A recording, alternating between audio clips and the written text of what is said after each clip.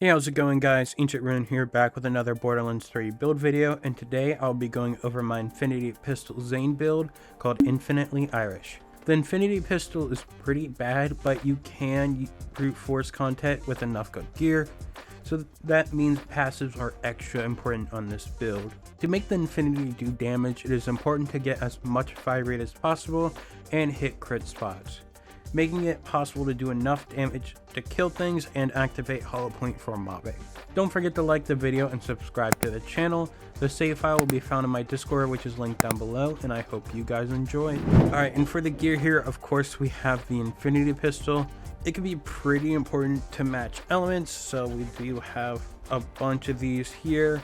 I have a cryo wound for freezing enemies, which can be nice, combined with Armin Flint. And then I also have a radiation one with Armin Flint for strong red explosions. It just depends on how much gear you have if you're able to take these. Otherwise, you definitely want to have a shock one with you as well. We use Terror Cryo because this is a bonus element that'll apply to everything, including hollow points. So making those hollow points better would be good. Next two mags cannot roll in here, and because we are not using clone, but you can use clone if you want, but since we're not in this spec, we can't use Sentinel Cryo. We use Terra, as we're already using Terra as well here for the damage with fire rate. And then we have a Revolter, and I go Fleet Parts because I'm using Infiltrator to break my shield so that we can still have Revolter and use Terra anointments easily. Yeah, Fleet Parts, we use this for the shock bonus element and the fire rate. The fire rate is a pure mult to other fire rate, making it very good. Also, having Revolter helps not needing to use a shock infinity, but still element matching will be better than not element matching, especially for bossing. We use ASC Terror Apply here since we're having Mantis going. We'll always have this up, and that'll allow us to use the Terror damage fire rate and the cryo damage. Then we have an It's Piss here. This is used to debuff enemies. We'll have Clone throwing this somewhat often, hopefully, so it'll be a nice debuff.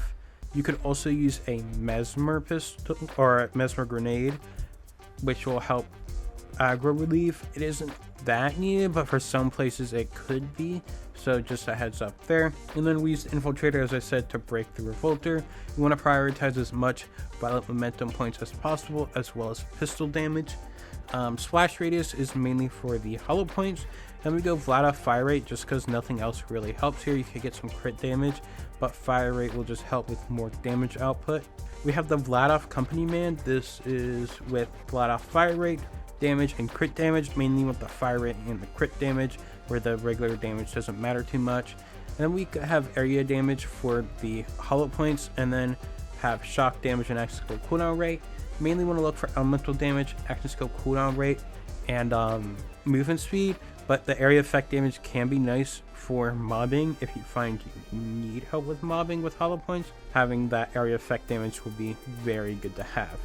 You could also use an Icebreaker. You can get pistol damage, you can get corrosive damage, move speed, action skill cooldown. This mag size doesn't help here, but instead of the mag size, I'd probably go pistol damage. And then the Snowdrift can be good for bossing, especially Wotan, as you can't really crit him, or just any enemies that can be tough to crit. You can use a Snowdrift and slide around to help boost violent momentum points. Then the skill tree will start with Blue Tree. Since we don't need to reload, we skip Cool Hand. We go Violent Momentum and Violent Speed for the gun damage.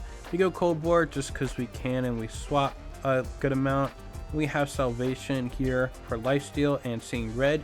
And then we have Violent Violence, gets as much fire as possible. Then we have Playing Dirty here. Because we're shooting so fast, Playing Dirty won't always be active, but it'll be nice to have. So we go as many points as we can here. We do have to spend these 3 points somewhere to get down the tree, because we have 5, 5, 1, 2, and then 5 to unlock this area. So that's why we only have 4 points here.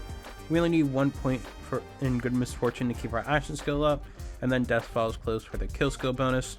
And then here we go Borrowed Time for the action skill duration. We don't need Prey Meanness since we don't need max size. We go Donnybrook for consistent damage and health regen, and that health regen will help Clone as well to keep it up. Proctofrag so can throw some grenades to help us.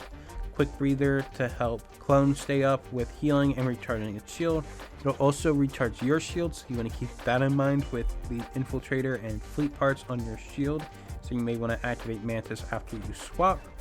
Old you to bring back clone up, and then Supersonic Man. These synchronicity points are just dump points. We don't need duct tape mods since we're not doing anything splash. Clone can throw grenades. I don't know if they would damage you, but because we're not like also able to do a first shot, because duct tape mod and infinity don't work together, so having duct tape mod is pretty useless here.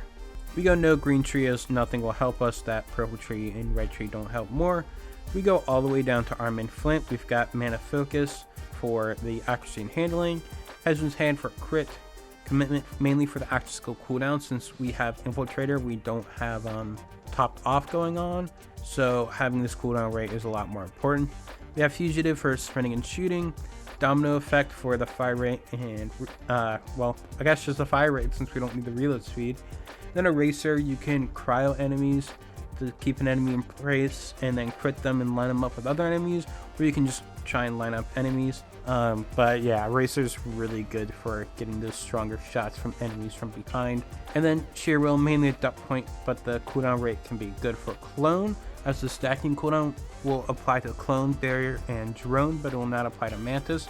But that base 5% per point will apply to Mantis. And then we have Arm and Flint for that bonus of V2 damage, just more damage, which is really good.